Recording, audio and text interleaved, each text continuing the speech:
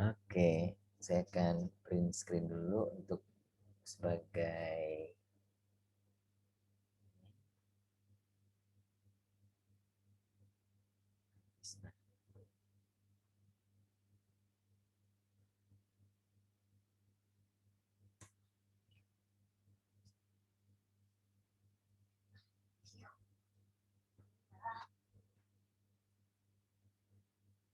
Oke, sekarang kita akan mulai dengan satu kasus ya, namanya Pak Anto ya.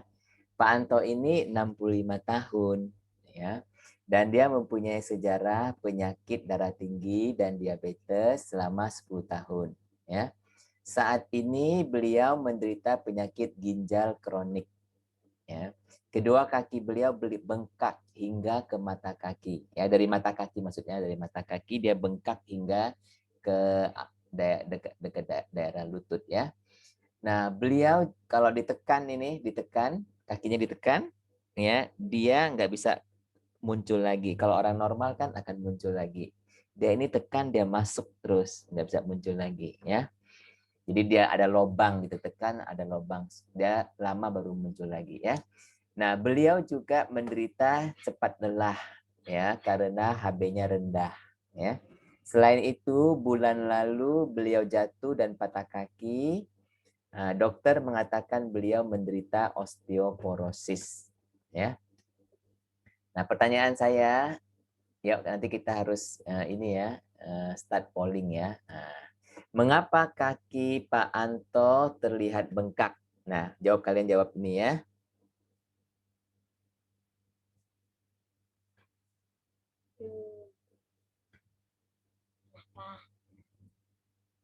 Jadi kalian masuk dulu ke sini ke sessionnya. Caranya ya kalian masuk ke 125 itu ya. Masuk ke Vvox-nya. Kemudian masuk ke session baru, ketik 125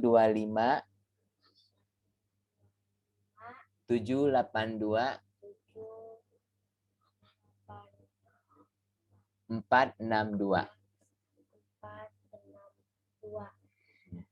125 782 462. Iya, masuk ya, join. Maaf Pak, itu apa Pak? Hah? Boleh diulangi Pak, maaf. Ini nih, yang di sini kan ada tulisannya ya, 125 782 462. Yang di Oh, ini atas. kode ID-nya ya Pak? Ya, kode ID-nya ya. Nah, kalian boleh jawab nih, jawabnya. Iya. Yang clear, udah dijawab udah. Nah, kalian jawab ya. Bagi yang bisa jawab ya.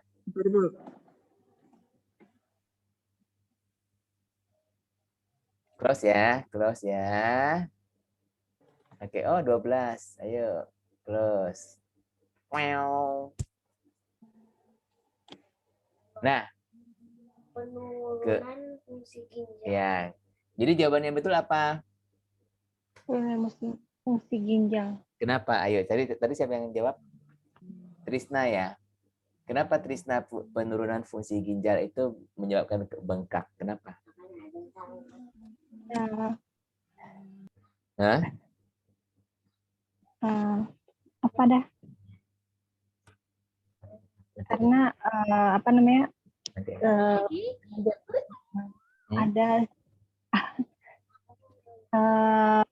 Ada efek yang dari fungsi ginjalnya itu jadi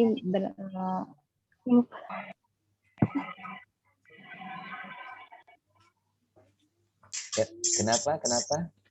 Sekali lagi.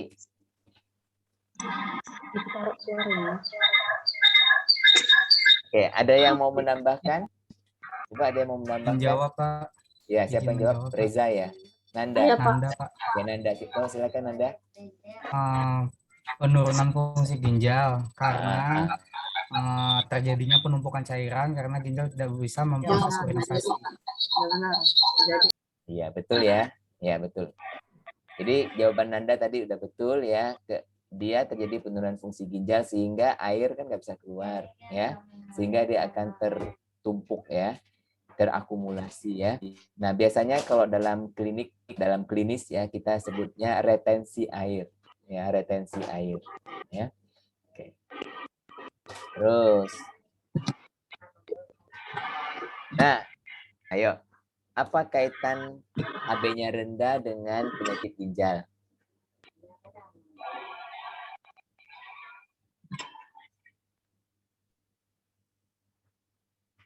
Dek, cepet jawab. Jangan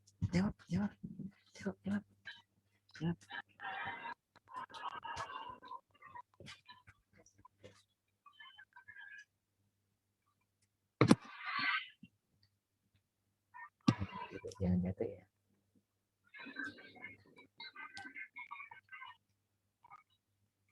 Sudah? 9, 10. Turun lagi di 8 ya.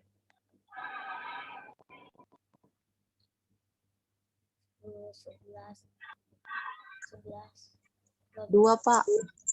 Oke. Terus. Nah, kebanyakan jawabnya 2 ya. Yang jawab 1 siapa ini? Sel darah merah diproduksi di mana? Sumsum tulang belakang. Ya, di tulang ya. Di tulang-tulang panjang ya. Sumsum tulang belakang dan tulang-tulang panjang seperti tulang kaki yang panjang ini. Tulang tangan ya. Bisa ya. Sumsum tulang ya. Jadi dia nggak perlu tulang belakang tapi tulang, asal tulang, sumsum tulangnya ya yang panjang. Nah, ginjal, jadi jawaban nomor 2 ini betul ya. Ginjal memproduksi eritropoietin, yaitu hormon untuk memproduksi sel darah merah ya. Hormon yang berperan dalam produksi sel darah merah ya. Kamu yang kerja di rumah sakit tahu kan apa yang merek hormon, tahu nggak hormon? Iya, Pak. Merek hormon ya, atau epoetin ya, ada epoetin nggak apa? Hormon kalau dulu. Iya, hormon. Ya. Epotrex sama Eporon, Pak. Iya, Epotrex ya. Ya, oke. Lanjut ya. Nah, ini ayo tolong jawab.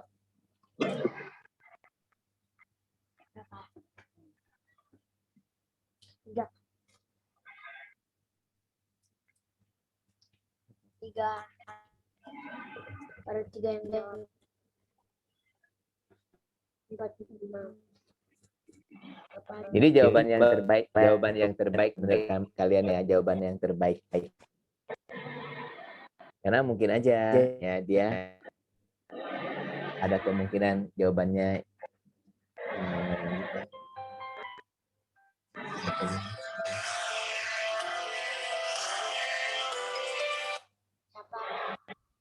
ya Pak Didi. Aku di depan. Oh, bilang mama ada Pak Didi di depan. Ya bentar ya Pak.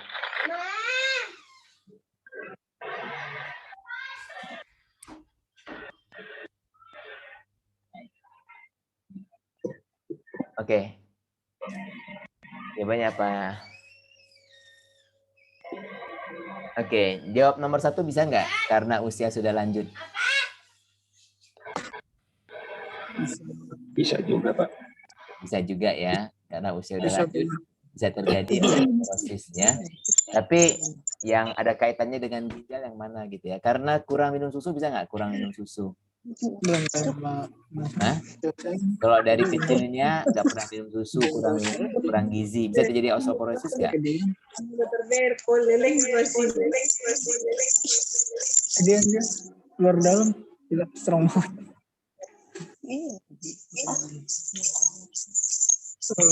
Bisa terjadi osteoporosis nggak kalau yang kurang minum susu?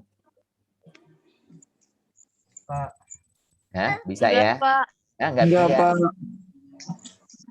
Iya dong, kan dia susu mengandung Bisa. Karena kalsium. yang kurang. mengandung di dalam susu kan bisa didapatkan dari makanan yang sehari-hari kita makan.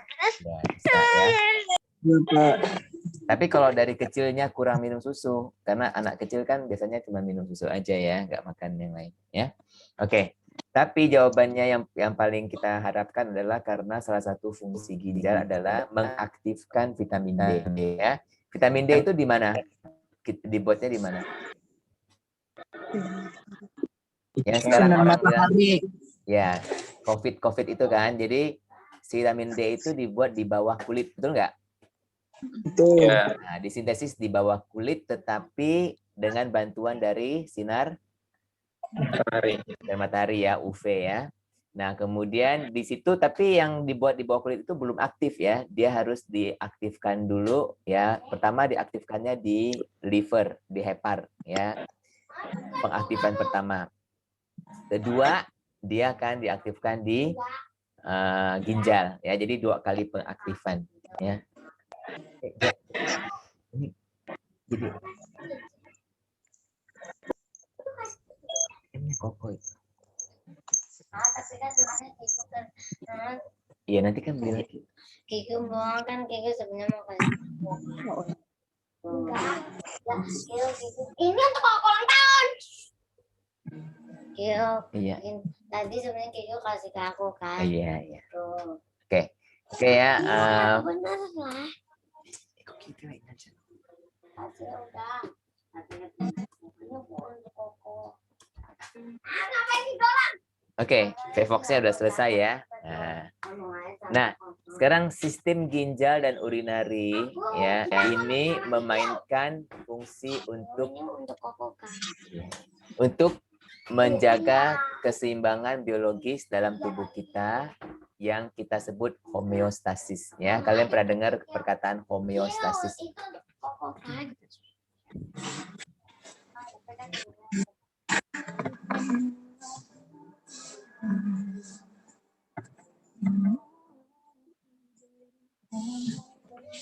Ya, ginjal kita mempunyai fungsi untuk menjaga komposisi cairan dalam tubuh kita, termasuk volume dan pH-nya, supaya selalu dalam keadaan seimbang. Ya, jadi pertama adalah air, elektrolit, dan pH. Ya.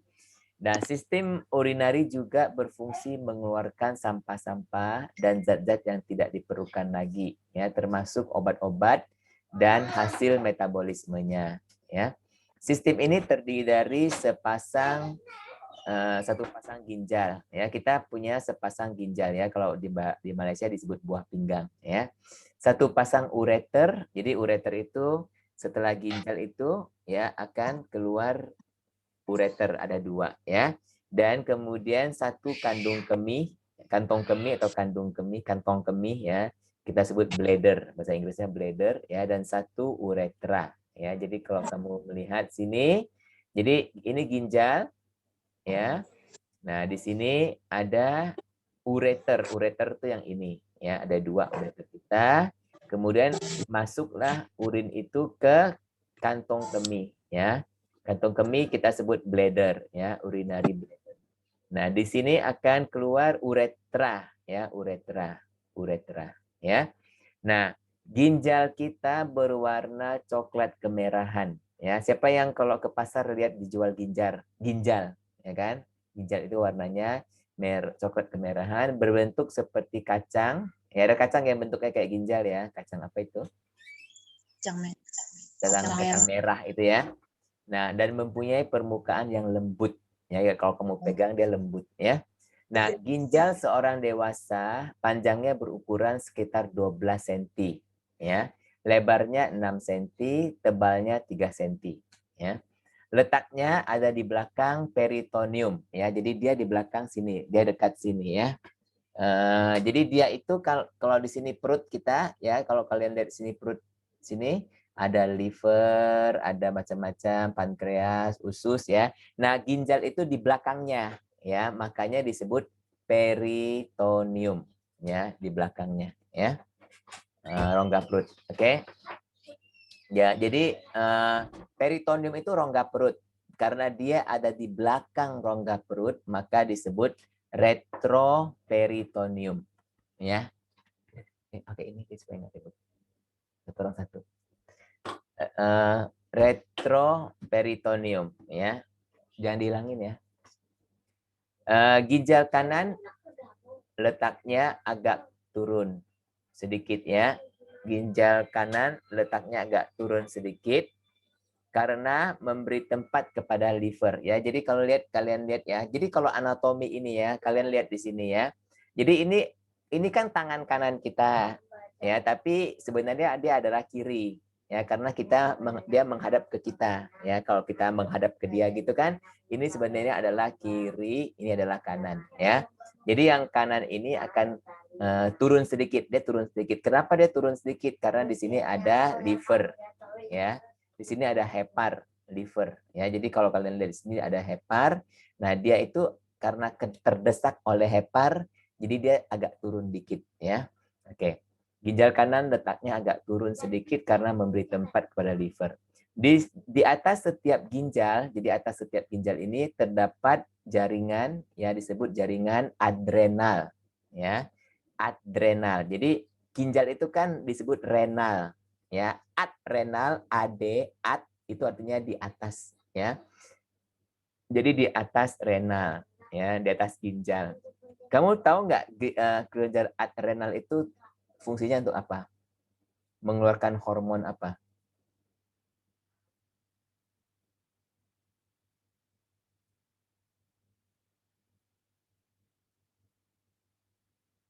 Siapa yang tahu? Adrenal. Wah, ada Galuh juga di sini, Galuh. Apa kau? Aldosteron, Pak. Aldosteron, iya. Apalagi selain itu? Yang kalian kalau kerja di rumah sakit sering kasih obat itu apa? Kortisol. Ya, kortisol ya, kortikosteroid ya. Prednisolon itu kan dia dari ya yang aldosteron itu ya. Kemudian ada juga hormon-hormon seks ya yang dikeluarkan oleh kelenjar adrenal. Jadi kita akan belajar ya, kelenjar adrenal itu ada 3 bagian ya, zona fasciculata, reticularis, dan zona apa itu. Jadi ada 3 bagian ya. Nah, jadi ada disebut mineralokortikoid ya, kemudian ke dalamnya lagi ada glukokortikoid ya, kemudian di dalamnya lagi adalah hormon-hormon seks ya, seperti progesteron ya, estrogen dan sebagainya itu situ ya. Nah, tapi nanti yang hormon seks itu bukan diproduksi di situ aja, ada produksi yang lain yaitu testis ya, produksi yang lain. Tapi di situ salah satunya ya. Oke. Dan jadi kelenjar adrenal itu juga memproduksi sesuatu yang sangat penting, yaitu apa? Adrenalin ya, memproduksi adrenalin dan noradrenalin. Itu sangat penting, jangan dilupakan ya. Nah, sekarang ini cuman kalian mungkin nggak pernah dengar ya. Kalau dokter itu memeriksa ginjal ya, kalau kamu periksa sakit yang diperiksa di mana? Ditekan yang mana? Ulu hatinya, Pak. Ulu hati ya, ulu hati. Nah, kalau ginjal itu dokter akan pukul belakang ya, pukul belakang kita ya. Kenapa pukul belakang? Karena dia letaknya di belakang ya, di belakang renal itu ya. Nah, dipukul belakang dilihat sakit atau enggak ya. Kalau dipukulnya keras-keras ya sakit juga lah. Ya kan? Ya. Nah, fungsi-fungsi ginjal tadi sekilas kita udah diskusikan ya, yaitu mengatur komposisi, volume, dan pH cairan tubuh ya. Mengeluarkan zat-zat yang tidak diperlukan, tadi sudah disebut ya, sisa metabolisme protein, yaitu zat-zat yang mengandung nitrogen dan sulfur. Produksi sel darah merah, khususnya dengan memproduksi eritropoietin tadi kayak yang sebut ya. Sedangkan produksi sel darah merah sendiri adalah di organ hati. Jadi hati juga memproduksi sel darah merah ya. Nah, keseimbangan tekanan darah ya dengan memproduksi hormon renin ya. Nah, pengaturan absorpsi ion kalsium dengan mengubah vitamin D kalsidiol yang non aktif menjadi vitamin D yang aktif, yaitu kalsidiol. Ya, jadi dari vitamin D yang non aktif kalsidiol menjadi kalsitriol ya. Dari gugusan 2OH diol menjadi 3OH triol. Nah, bagi kalian yang kerja di rumah sakit ya, ini menarik ya. Ada vitamin D2, kalian tahu nggak?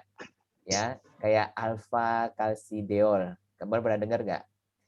Vitamin D2 itu yang lebih murah. Ya, ada vitamin D3 yang untuk orang sakit ginjal, ya itu lebih mahal, yaitu Rocatrol. Pernah dengar Rocatrol kan? Kalau K2 Pak, Hah? kan ada di kombin Pak, K2, vitamin K2.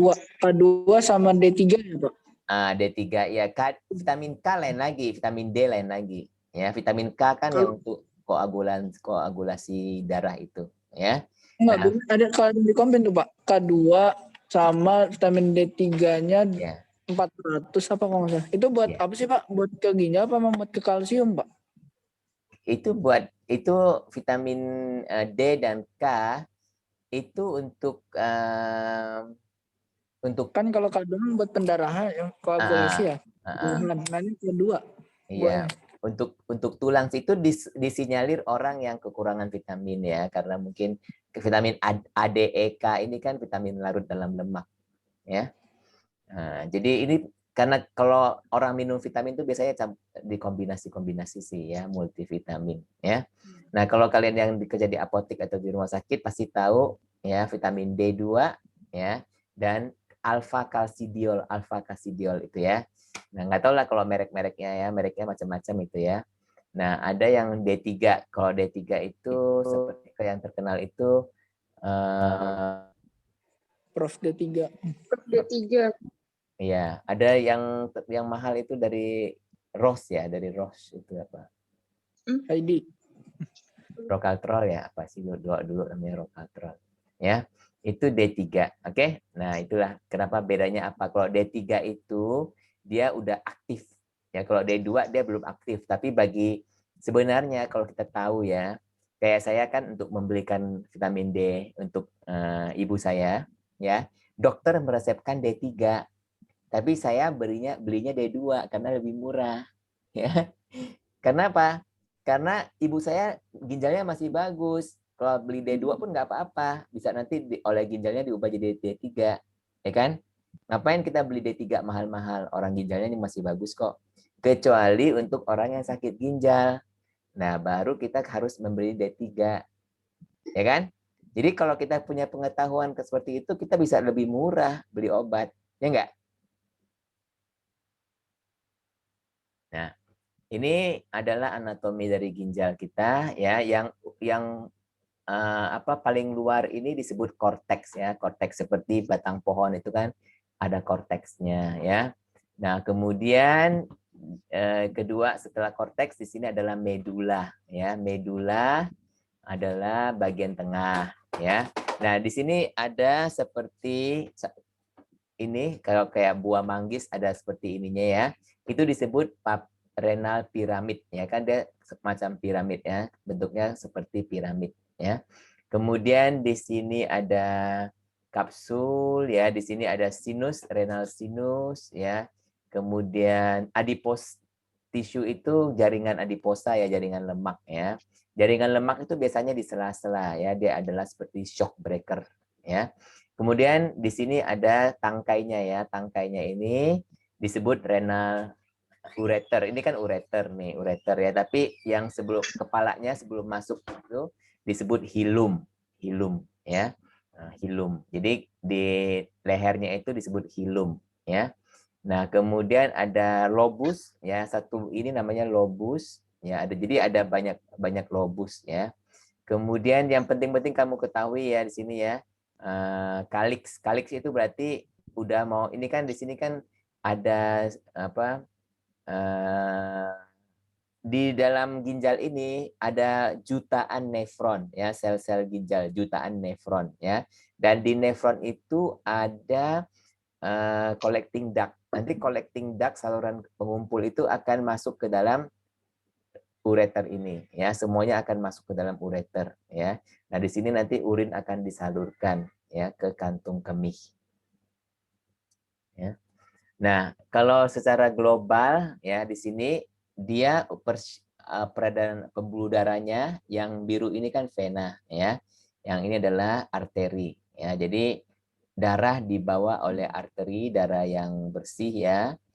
Dia akan masuk, arteri itu masuk, dia ada 2 macam, ya, yaitu ada dari renal artery, ya. Jadi dia abdominal, berarti yang di perut, ya. Abdominal aorta, ya. Nah, ini inferior vena cava, ya. Dan dia akan akan bercabang menjadi renal artery, ya. Renal artery, kemudian dia akan masuk, ya, ke sini. Oke. Nanti kita akan lihat, ya, pembuluh darahnya ini. Nah, yang seperti yang saya katakan bahwa nefron, ya, ini tulisan bahasa Inggris, ya, nefron, ya. Kalau bahasa Indonesia pakai F, nefron gitu, ya. Nah, pembuluh darah yang masuk ke nefron ini kita sebut aferen, ya, aferen. Oke, arteriol. Arteriol itu adalah pembuluh darah arteri yang lebih kecil, ya, arteriol, ya. Nah, disebut aferen arteriol. Nah, dia masuk ke sini ke glomerulus, ya, di sini. Jadi di sini ada suatu kapsul yang disebut kapsul Bowman, ya, kapsul Bowman. Kemudian jaringan-jaringan pembuluh darah inilah yang seperti suatu jaringan pembuluh darah yang disebut glomerulus, ya. Nah, glomerulus, ya. Nah, kemudian dia akan keluar darahnya kan, jadi darahnya dimasuk nih ke sini, terus glomerulus keluar dia. Keluarnya itu disebut eferen, ya. Jadi aferen itu yang masuk, eferen itu keluar, ya. Dan kalau kalian lihat gambar ini, ya, aferen sama eferen mana lebih kecil ininya, pembuluhnya, mana lebih besar? Afren. Lebih kecil. Hah? Lebih kecil. Afren lebih besar, Pak. Ya. Ini apa sengaja digambar gitu, satu yang besar atau satu lagi kecil, atau emang betul? Kamu kira?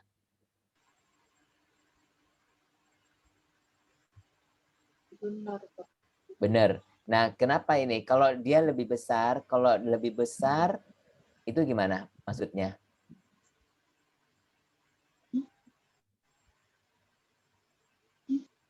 Kalau lebih besar membawa darah lebih banyak nggak? Iya, Pak. Lebih banyak, Pak. Ya. Jadi dia lebih besar, dia membawa darah lebih banyak. Yang lebih kecil dia membawa darah lebih sedikit, ya. Tapi dia ini, ya, tekanannya mana yang lebih besar? Yang kecil, Pak. Yang kecil lebih besar ya tekanannya, ya. Nah, jadi dia ini masuk dengan segala cairan nih, ya. Kan dia masuk dengan air dan sebagainya, ya. Dia akan masuk, darah kan ada mengandung air juga, ya. Nah, dia akan ke sini, nanti dia akan mengalami penyaringan, ya. Penyaringan di sini, air akan keluar ke sini, ya. Tapi darah nggak bisa keluar, kan darah tetap, ya. Nah, nanti akan dikeluarkan lagi ke sini, ya. Jadi tujuannya itu adalah air akan keluar. Nah, nantinya air udah keluar, dia akan masuk ke sini, dia kan volumenya lebih kecil, ya. Jadi dia pembuluh darahnya nggak usah gede-gede, kecil aja, ya. Nanti kalau pembuluh darahnya terlalu gede di sini, ya, dia tidak akan tekanan darahnya akan turun, ya. Jadi kan kita menjaga tekanan darah supaya jangan turun, ya.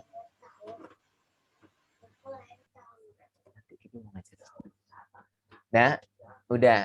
Terus jadi yang warna kuning di sini, ya. Nah, ini adalah yang kita sebut podocyte, ya. Bahasa Inggrisnya podocyte, ya. Podocyte. Saya nggak tahu apa bahasa Indonesia. Oh, sel-sel kaki, ya. Disebut sel-sel kaki karena di sini tuh saya banyak juluran-juluran, ya, yang disebut pedicel atau sel-sel kaki, ya. Dan sel-sel kakinya itu ada pori-pori, ya, yang kita sebut slip pore, ya, pori-pori, banyak pori-pori. Jadi tujuannya apa ini sel-sel kaki ini, ya? Yaitu adalah untuk sebagai penyaring.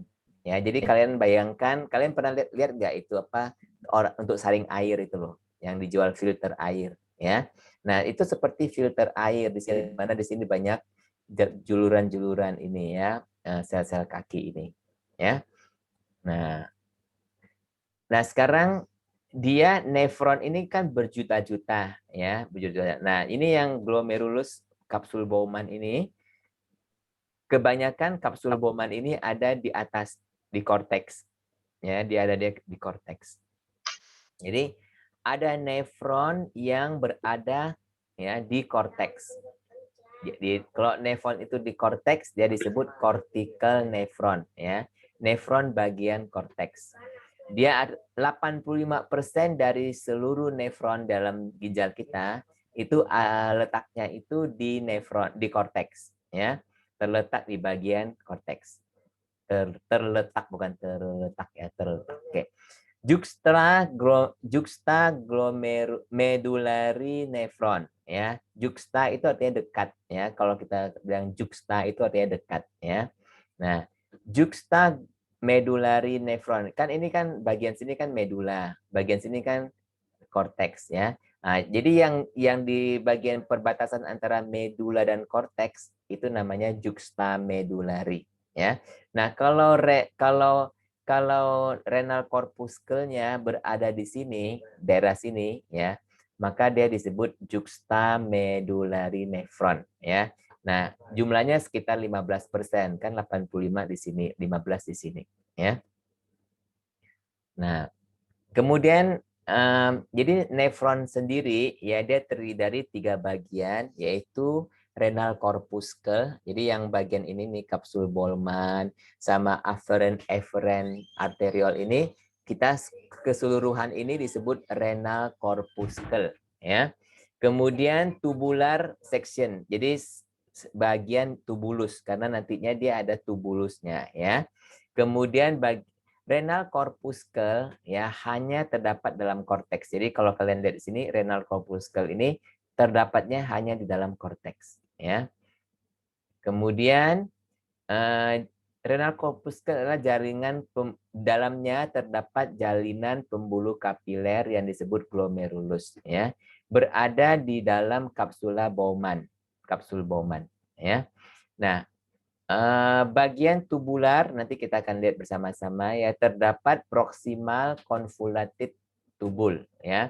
Proximal artinya dekat, convoluted artinya berkelok-kelok. Nanti kamu akan lihat dia itu berkelok-kelok ya. Dan bagian keduanya adalah loop of Henle ya. Bagian ketiga distal convoluted tubul. Distal artinya jauh ya. Nah, kalau kamu lihat sini nanti, jadi ini adalah nefron ini ya, di sini glomerulus ya, afferent masuk, efferent keluar ya. Nah, afferent ini masuk, efferent keluar. Kemudian dia dari renal corpuscle ini masuk ke tubul ya. Jadi yang tubulus yang di dekat ini namanya proximal ya. Sorry. Proximal ya. Dia kenapa disebut convoluted karena dia berkelok-kelok ya. Kemudian masuk ke sini, dia masuk dan dia akan turun ke yang ini namanya loop of Henle ya, atau bahasa Indonesianya Ansa Henle ya, loop of Henle. Dan kalau kamu lihat di sini, dia yang menurun ini disebut descending ya. Descending itu yang menurun ya, descending. Dia tipis ya. Kemudian dia akan naik. Nah, naik, yang naik itu namanya ascending. Ascending itu naik, descending itu turun ya. Nah, yang nanti yang dia akan naik, dia akan menjadi tebal. Ya, tebal. Nanti dia akan masuk ke bagian sini namanya distal tubul, distal ya. Kemudian dia akan masuk ke sini, collecting duct ya. Collecting duct artinya saluran pengumpul. Pengumpul apa? Ngumpulin cairan-cairan urin kita ya yang sudah terbentuk. Oke. Nah, kalau kalian lihat di sini bagian dalam dari kapsul dari podocyte. Podocyte tadi itu yang seperti apa? Spon-spon itu ya. Nah, jalinan-jalinan sel-sel epitel. Dia sebenarnya sel-sel epitel ya. Food processes bahasa Inggrisnya ya. Bahasa Indonesia juluran-juluran kaki ya, dengan slit process, lubang-lubang. Kalau slit itu artinya lubang-lubang ya. Jadi lubang-lubang ini adalah untuk menyaring ya, kan kayak saringan itu ada lubang-lubang ya dari antaranya ya. Jadi ini kalau kita lihat di sini apa perbedaan histologi? Histologi itu jaringan ya antara di proximal tubule sama di distal tubule ya. Proximal tubule dia ada mitokondria, ada mikrofili ya. Nah, ini yang proksimal ya. Yang distal dia lebih nggak ada fili-filinya ya. Nah, dia tetap masih ini juga sih, masih epitel di kaki ini juga ya. Tapi loop of Henle yang thin, yang ini ya, yang tipis ini dia kayak gitu, gepeng ya. Nah, yang tebal dia kayak gitu bentuknya ya, yang tebal. Nanti masing-masing kenapa dia tipis, kenapa dia tebal itu ada maksudnya ya. Nah, hasil scan mikroskop elektron menggambarkan podosit ya. Nah, di sebelah kanan ini adalah skema dari kapiler glomerulus ya. Keunikan kapiler ini yang berbeda ini ya kapiler ini glomerulus ya. Keunikan kapiler ini yang berbeda dengan kapiler di bagian tubuh lain yaitu adanya bukaan ya atau celah-celah di antara sel membran dalamnya ya, endoteliumnya ya, yang juga disebut fenestra atau fenestrasi ya, fenestrasi ya, yang secara harafiah berarti jendela. Jadi dalam ini plasma ya. Jadi ini pembuluh darah nih ya. Pembuluh darah kan dalamnya ada plasma ya. Nah, di sini membran. Jadi membrannya itu ya, endoteliumnya itu lapisan setelah membran ya. Lapisan yang setelah membran itu endoteliumnya itu ada celah ya, dan celah-celah ini disebut fenestra. Jadi kenapa si pembuluh darah ini sedemikian rupa ada celah-celah ya, supaya darah dan air yang dibawa oleh darah itu dapat keluar ya, bisa keluar ya kan, supaya ada celahnya supaya bisa keluar ya. Air dan bahan-bahan yang terlarut dapat keluar melalui celah-celah ini, tetapi molekul besar seperti sel darah merah tidak dapat ya. Membran luar yang disebut basement membran ya, ini membran ini kan membran dalam ya. Nah, membran luarnya disebut basement membran yang ini ya. Membran luar yang disebut basement membran dan celah-celah podosit menahan tersaringnya protein-protein kecil ya. Jadi di sini ada ini yang food process ini loh ya. Yang food process itu bukan food makanan ya. Food itu kaki ya. Jadi proses-proses juluran kaki yang tadi itu ya, dia terletak sedemikian rupa sehingga dia juga ikut menahan. Karena kalau protein kecil sebagai albumin ini ya, dia bisa keluar. Tapi karena ditahan oleh sini, jadi dia keluarnya nggak banyak-banyak, sedikit aja gitu ya. Ya, jadi protein-protein kecil masih bisa keluar. Sedangkan molekul-molekul kecil seperti air, ion-ion, glukosa, asam amino, urea ya dapat melewati celah-celah ini dengan bebas ya, karena mereka adalah molekul kecil. Artinya mereka bisa keluar sebagai filtrat. Filtrat itu adalah cairan yang keluar dari sini, dari pembuluh darah ya, itu filtrat. Oke. Nah, yang tadi proximal convoluted tubule ya. Ini sekarang saya beberapa slide, ada mungkin 4 atau 5 slide yang saya belum terjemahkan ya, tapi di sini ada terjemahannya. Nanti saya akan terjemahkan ya.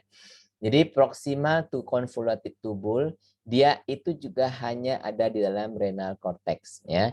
Dan dia terdiri dari cuboidal epithelial cell ya, sel epitel yang seperti kubus ya, dengan mikrofili yang panjang. Apa itu mikrofili? Mikrofili itu semacam rambut-rambut gitu ya, tapi dia ini sebenarnya untuk absorpsi ya, karena dia ini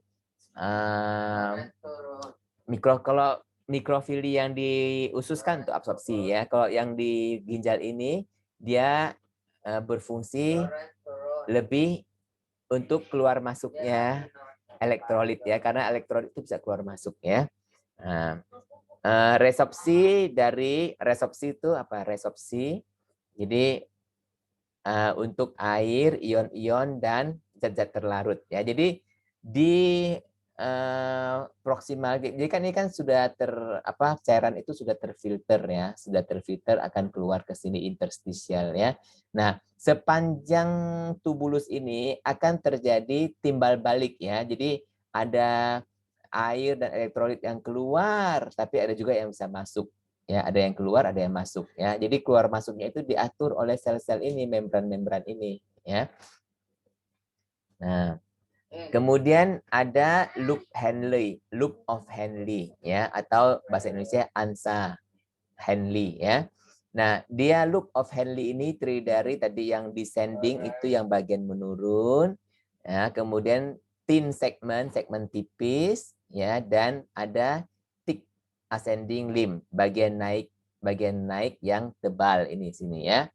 Nah, kemudian distal convoluted tubule yang jauh ya. Ini yang sini ya, distal ini hanya pada bagian korteks karena dia sudah naik ya. Jadi dia ada di bagian korteks.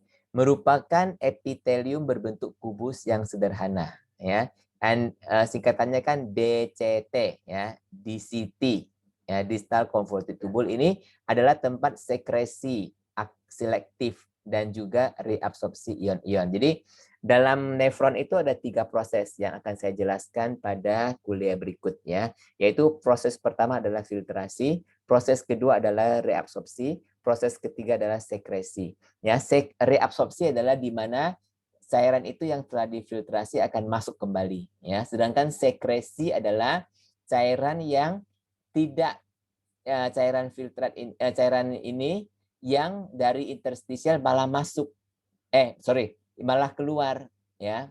Jadi kalau sekresi itu dia keluar dari tubulus keluar ya. Misalnya ini kan tubulus ini ya. Ini mengandung filtrat ya.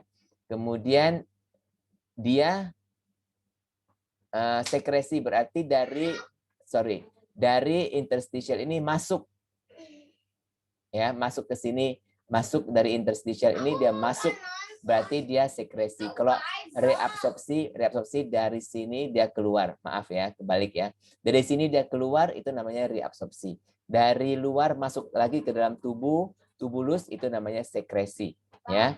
Karena nantinya dia akan dikeluarkan. Tapi minggu depan saya akan jelaskan dengan lebih mendetail ya. Kemudian dia ada collecting duct ya, saluran pengumpulan. Ya, collecting duct ini menerima filtrat dari beberapa nefron ya. Dari korteks menembus medula sampai ke papila ginjal. Jadi kalau kalian lihat inilah dia collecting duct ya. Inilah dia collecting duct ya, dan collecting duct itu dari korteks bagian ujung sampai medula ya, dan sampai ke papila ginjal ya. Papila ginjal itu yang sini loh ya, papila ginjal. Nanti akhirnya cairan itu akan masuk ke ureter untuk dikeluarkan ya melalui urin. Nah, kalau kalian melihat di sini nanti di sini ada yang ungu ya. Ungu di sini ini apa? Ungu ini ya. Ungu ini adalah kapiler ya. Jadi setiap nefron kita kan kecil sekali ya. Nah, dalam nefron ini, semua tubulus ini ada kapiler-kapiler yang melingkari mereka ya. Nah, kapiler-kapiler ini ada disebut vasa ya rekta. Vasa rekta ya adalah kapiler-kapiler yang berada di menyelubungi tubulus ya. Tujuannya apa? Tujuannya adalah supaya terjadi pertukaran cairan dan elektrolit ya.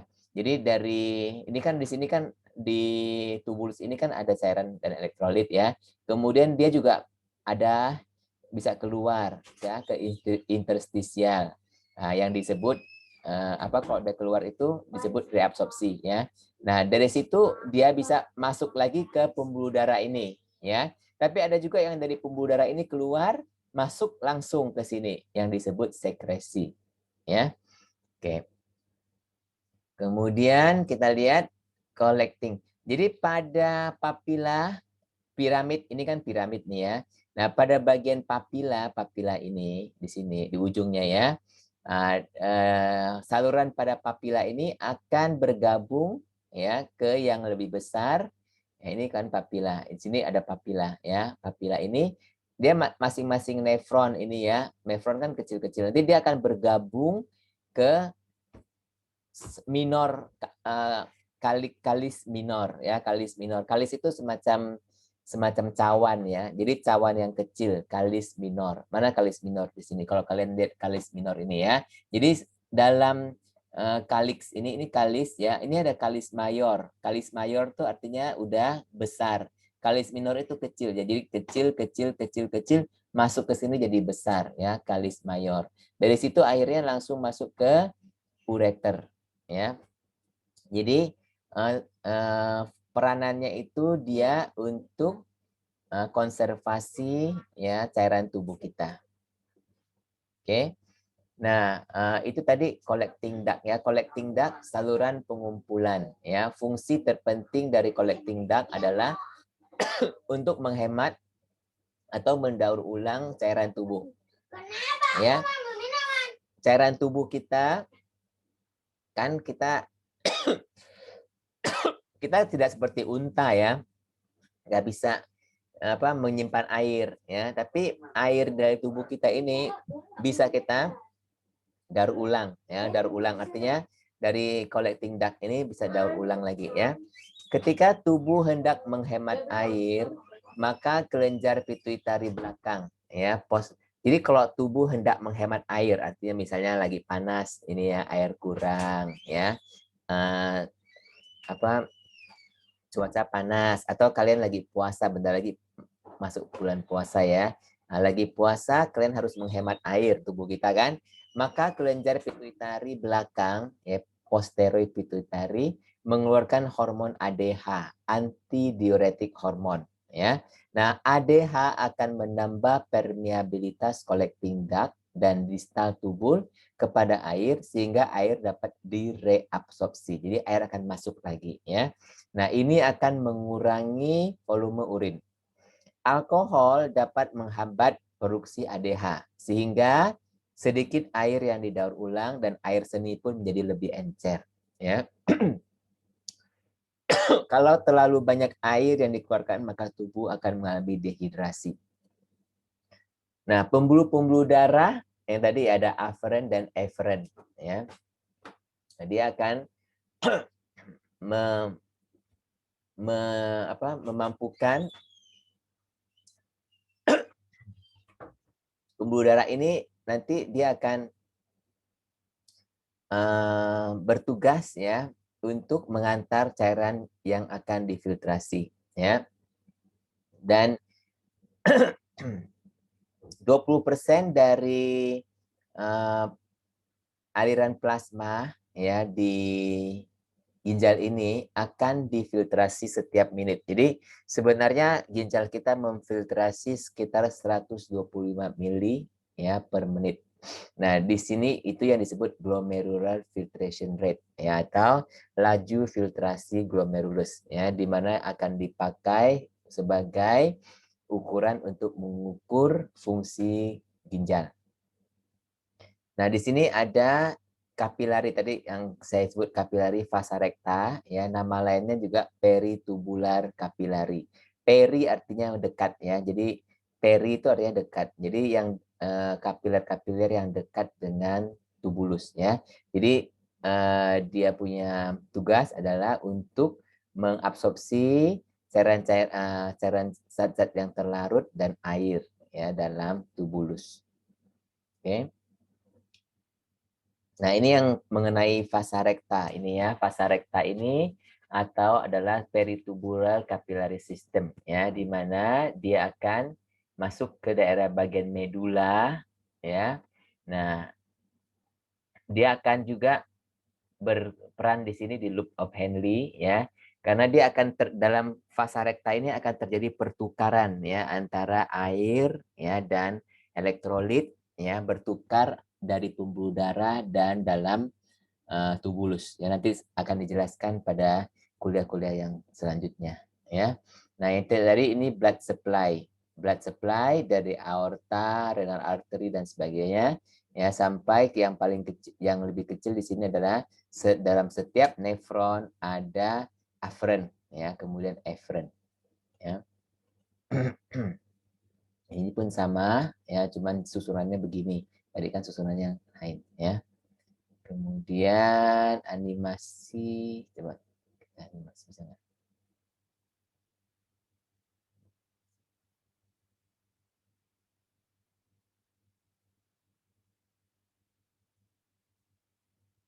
Oke, nanti ini ada sedikit ini ya, sedikit aja dulu ya. Dua ini nanti saya akan jelaskan untuk kuliah berikut lah ya, sama animasi ini ya. Animasi ini dan dua ini nanti dengan kuliah berikut akan saya jelaskan ya. Kalian ada pertanyaan nggak sampai di sini?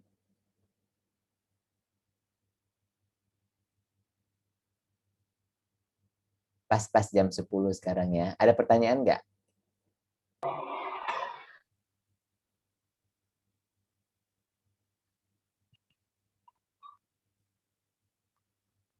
Udah ngantuk ya?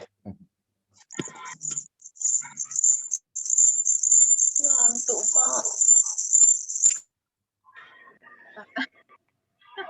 Nanti minggu depan saya akan terangkan 3 yang terakhir ini ya. Slide 27, 28, 29 ya.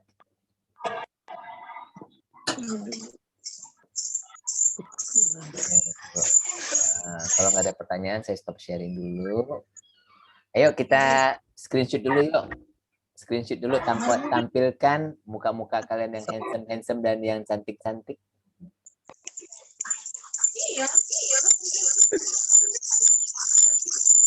Ari Andika Wibawa. Kamu berwibawa ya? Sedang di mana Andika? Namamu siapa panggilannya? Ari ke Andika? Kamu kena mute. Hah?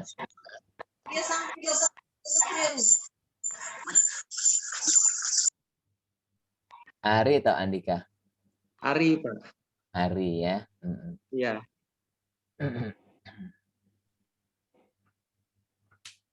Oke. Ros. Wah, ada juga ini Ali Maskur. Bagus ya, banyak ini apa? Biasanya kalau farmasi itu kurang yang lakinya ya. Oke. Saya recordingnya saya matikan dulu.